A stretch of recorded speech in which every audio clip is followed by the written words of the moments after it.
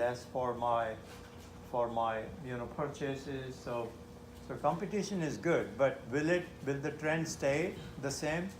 Of course, you get less bargains now on Amazon than you used to. First of all, if you remember, I don't want to digress too much. Now you pay state sales taxes on your purchases on Amazon. 2 years ago and prior to 2 years, you didn't pay. So you saved, if you were a Louisiana resident, you were not charged 10% sales tax rate if you were making purchases online. But of course, you were responsible for filing self-reporting, to the state when you filed your taxes. But so I don't think so. I don't think so. It's a new economy. And capitalism, as you know, is called creative destruction. That's what capitalism is. We deliberately destroy old buildings and build new ones. That's what capitalism is, okay? Which is what's going on. So industries die en masse. And you see, retail industry as we have known it is dying right before our eyes. Okay, so it's going to be a new, world, which has been in work, so to say. All right, so no problem here. So the second group of ratios is JCPenney using too much long-term debt? So let me show you the second one here. Because you see, as a firm increases its long-term loans, the volume of its long-term loans, it's inviting more trouble, okay? If any time, any year, anything goes wrong with your plan, with your merchandise, with your sales, with your profitability, you're gonna suffer an instant death, okay? And which is what's gonna happen. That's why, if you have a lot of risk, you don't want to compound matters by borrowing more. But why is JCPenney borrowing more? It has been borrowing more. This is the only way it can survive. So shareholders are losing money. How do I know shareholders are losing? Their profits are negative, so they have losses. And the stock price is reflecting, as JCPenney shows more losses, the stock price keeps going down, okay? So how is JCPenney going to survive? Can it sell new common stock? Who's going to buy new common stock to hand over billions of dollars more to JCPenney to survive? So what door is open for JCPenney? The only thing they can do is borrow some more money. So which is what they have been doing, borrowing more. And this is where you see here total debt ratio, which is your total liabilities. Total liabilities, remember, who will tell me what are the two parts of total liability? What are the two components of total liabilities? Long-term debt and current liabilities. Current liabilities and long-term debt. So remember these. I won't give you, total liabilities. So here you have. So here you see here total debt has been rising. No, it has fallen here, but the debt to equity ratio has been rising. So 86, 85, 83. So what you are going to see is that here they are very close to the industry average, okay? But remember what we are talking about. Total liabilities in the numerator, total assets in the denominator. So understand how to interpret this. For every $1 in assets, JCPenney owes lenders, short-term, long-term, about 83 cents. So for each $1 in assets, this is how much they owe. Okay, and here, this is where we were. As you can see, they have been borrowing more. So let's, I think, did we all calculate this number? Okay, so now let's copy this and let's see what's going on here. Okay, so this has been declining too. This ratio has been declining too, which is surprising to me. It means they have been paying off their long-term loans, but still, even in the most recent year, this ratio is nearly twice as high as the industry average. So what it says is that over the past 10, 15 years, JCPenney deviated from the industry norm. So they were borrowing more as they were losing more money. So it looks like they have recovered a little bit, so they were paying off their long-term loans. So as you can see, this ratio, so how do you interpret this ratio, 2.73? It's debt to equity ratio.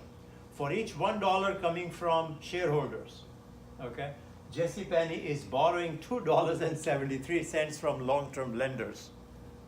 $1 from owners versus 2.73 coming from long-term lenders, a very high ratio.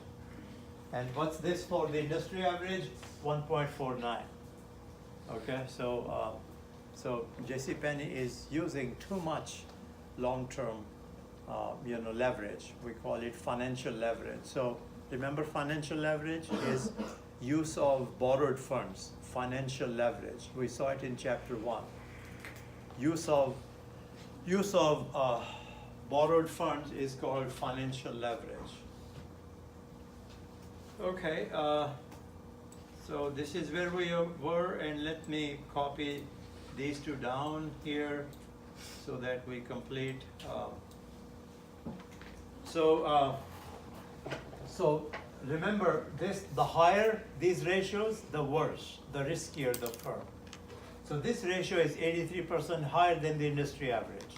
So JCPenney is using 83% more financial leverage than the industry average, which is worse, significantly worse. And this ratio has declined, which is good. So this ratio, we want this ratio to be lower, remember? So which is good, okay? All right, any questions up to this point? Any questions, anything I've not covered or covered too quickly for you? Let me know. I don't mind going over it one more time. Yes. The quick ratio, is it the total assets? Or No, just current the- assets. okay. Current assets minus inventory. Okay, times interest earned. So this ratio, the third one, let me open this file. Times interest earned. Now we want to know, is JCPenney producing enough income to pay at least interest on time, okay? Because if you don't pay interest on time, you know what happens if you borrow money. I hope no one ever goes through this experience, borrow money and you miss a payment, bad things happen. So same way for a corporation. So here times interest earned, you have EBIT. Do you remember EBIT? Earnings before interest and taxes. Earnings before, profits before interest and taxes, divide by interest expense. Divide by interest expense. Okay, so we see whether JCPenney is covering, producing. So we are comparing, you can say comparing the two numbers. Income produced, okay, the numerator is income produced to pay what? To pay this interest. So income versus interest. So we are comparing the two and trying to find out, how high the numerator is versus the denominator. So here, equal sign, let me pull it down. And we click on income statement. I'm looking for EBIT or operating income, they call.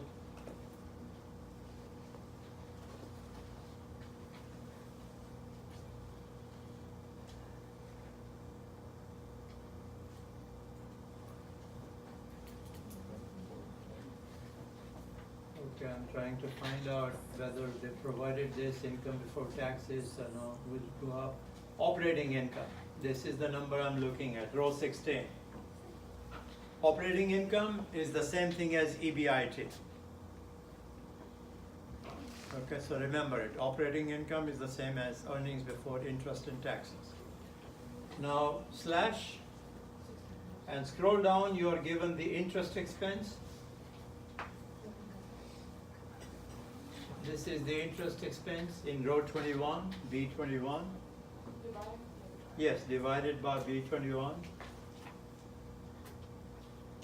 And this is what you get, 0.35.